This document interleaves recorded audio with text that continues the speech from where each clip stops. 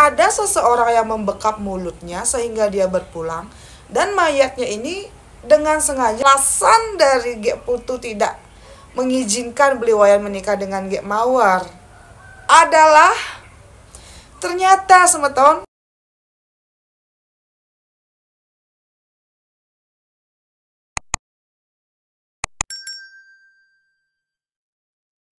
setelah kepergiannya Gek Putu ini semetonnya, bisnisnya Bliwayan mulai merosot semeton. Semua perkebunan yang dikelola oleh Bliwayan tidak bisa menghasilkan panen sesubur dan sebanyak dulu. Bliwayan mulai bingung dong. Kenapa kok hidupnya bisa berubah seperti ini?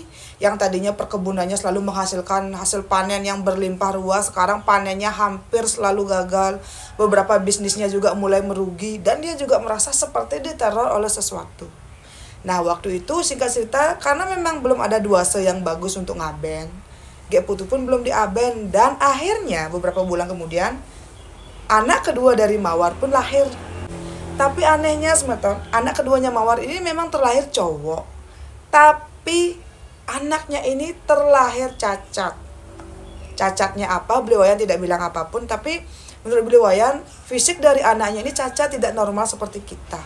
Wih, di sana Bliwayan bingung dong, ini kenapa kok kedua anak saya seperti ini? Anak pertama dari Gek Mawar juga begini, anak kedua juga begini. Dia bingung semeton, ini ada apa? Waktu itu Bliwayan fokus mengempuk keempat anak dari si Gek Putu, dan juga berusaha menyeimbangkan rumah tangganya dengan Gek Mawar. Akhirnya Gek Mawar dengan kedua putra mereka pindah ke rumahnya Bliwayan.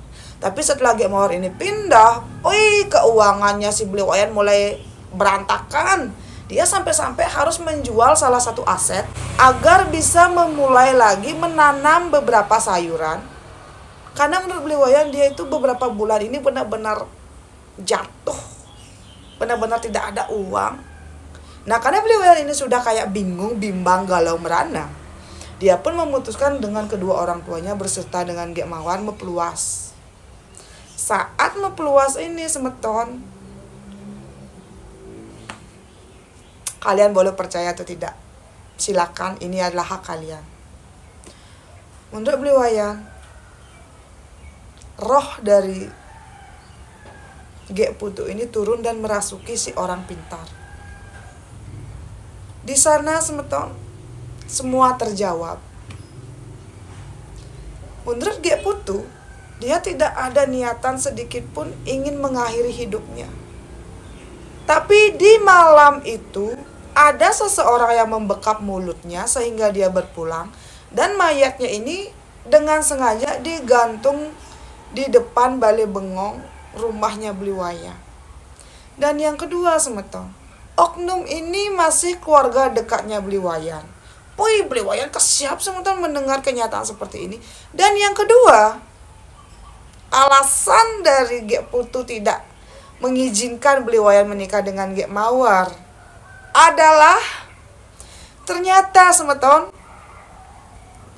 Gek Mawar ini adalah putri pertamanya si Gek Putu dari pernikahannya dia yang dulu. Gek Mawar ini ditinggalkan ketika berusia 6 bulan oleh Gek Putu. Dan Gek Mawar dibesarkan oleh kakek dan neneknya. Dan Gek Mawar ini tidak tahu kalau Gek Putu adalah ibu kandungnya. Dan Gek Putu juga tidak tahu keberadaannya Gek Mawar, karena setelah itu dia kan sudah pindah gitu loh ke tempat orang tuanya. Itu ternyata alasannya. Dan yang ketiga, di sini juga menjawab kenapa putra pertama dan putra keduanya si Bliwayan ini terlahir cacat, fisiknya tidak ada yang sempurna, ya karena kedeng-kedengan ngad. Jadinya Bliwayan ini menikahi ibu beserta dengan anaknya. Dan kalau secara skala dan diskala itu kan mungkin akan berdampak negatif, dan itulah yang membuat kelahiran anak-anaknya si Gek Mawar dengan Bliwayan ini seperti itu. Boom! Jadi asal muasal dari semua masalah yang dihadapi oleh Bliwayan dan juga Gek Putu dan juga Gek Mawar, karena Gek Putu tidak pernah bilang kalau dia sudah punya anak ketika menikah dulu semeton dengan suami pertama. Itulah yang menyebabkan Beliwayan ini seperti kadang-kadangan ngad ketika menikah dengan Gek Mawar, karena menikah dengan anak tirinya sendiri, dan Beliwayan benar-benar tidak tahu fakta ini, dan Gek Putu juga tidak pernah bilang kalau dia dulu pernah punya anak. Boom. Kok gini? Dan ketika mau peluas ini kelihatan juga semeton, karena Beliwayan ini kadang-kadangan ngad atau menikah dengan anak tirinya sendiri yang secara niskala itu sebenarnya tidak diperbolehkan oleh yang di atas. Itulah yang membuat hidupnya Beliwayan mulai berantakan, bisnisnya mulai anjlok, perkebunannya juga mulai anjlok, dan bahkan di saat itu Beliwayan hampir jatuh miskin setelah kepergiannya Gek Putu.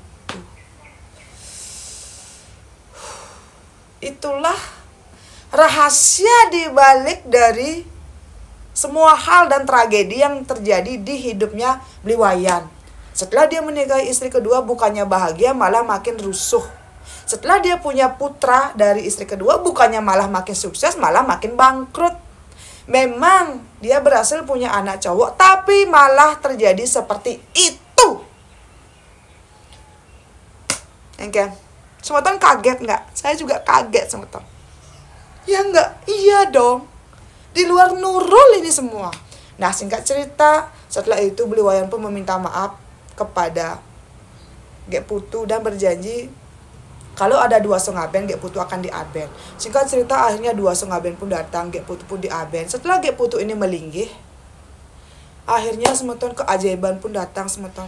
Ekonominya Beliwayan yang tadinya sudah hancur lebur kembali normal.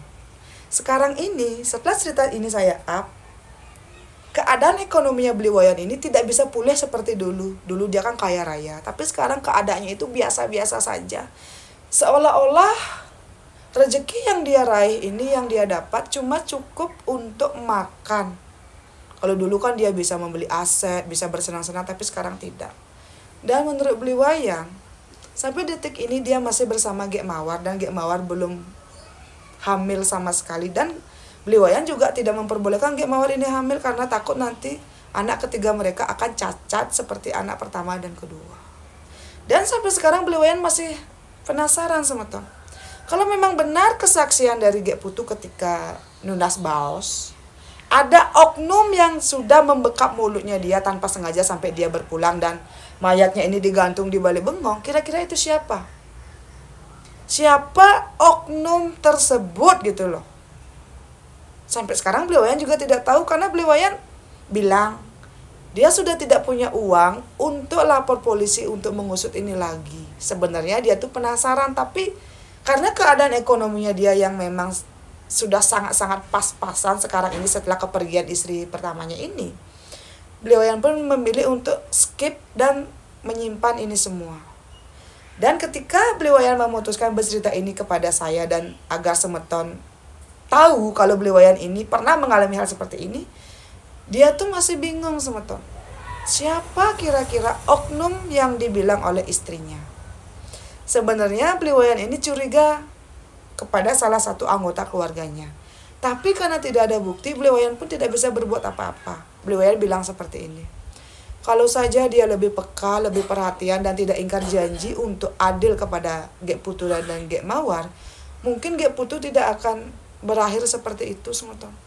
Beliwayan bilang dia sangat menyesal sudah bersikap seperti itu kepada Gek Putu. Dan gimana ya, ini sudah terjadi. Menurut semeton bagaimana? Semeton, benarkah kalau ada yang menikahi anak tirinya akan kadang-kadangan ngad dan berepek seperti ini? Coba kalian komentar. Karena Beliwayan bilang dia pasti akan menonton dan membaca semua komentar dari kalian. Nah, itulah cerita dari Beliwayan. Kalau menurut semeton, di sini siapa yang salah? Apakah Gek Putu yang salah karena tidak pernah memberitahu Beliwayan kalau dia dulu pernah punya putri ketika pernikahan pertama? Atau Beliwayan yang salah karena dia terlalu cuek dan terlena dengan pernikahan keduanya? Coba semeton komentar ya, kita bahas nanti di kolom komentar, kita diskusi. Sebelumnya sukses untuk Beliwayan karena sudah mau berbesar hati, mau berbagi cerita ini kepada saya dan juga semeton. Semoga Beliwayan bisa lebih tabah dan ikhlas merelakan kepergian istri pertama. Dan juga untuk semeton yang sudah menonton dari awal sampai akhir, sukses banget. Jangan lupa like, subscribe, dan juga hidupi lonceng notifikasinya, karena saya akan makin rajin ke depannya up cerita baru.